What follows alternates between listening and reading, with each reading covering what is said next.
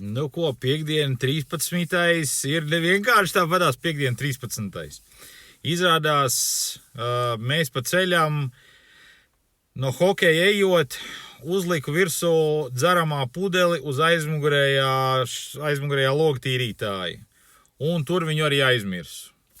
Braucot projām uz mājām, mēs viņu kaut kur pazaudējām. Ieraksti iekšā kopējā čatā un izrādās, kāds ir braucis garām un ieraudzījis to pudeli kaut kur uz Jelgavas šosejas. Braukšu meklēt.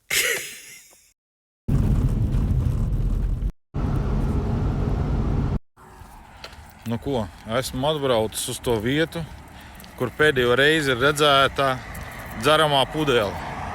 Un tas ir reiz, kur uz Ozolnieku krustojumu.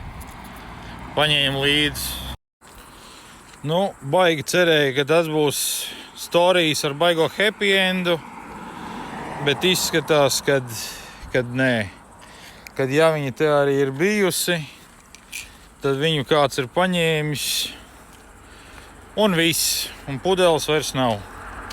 Nu, aiziešu vēlreiz, visu pastīšos, bet izskatās, kad nav. Nu ko, tomēr man dikti gribējās to happy endu, izstaigāju, vēl izložņāju visus tos krūmus, nav. Pats galvenais ir tas, ka tik daudz mētājās visas tās pudeles ar tālbraucēju čurām iekšā un viņus tur nedēļām stāv.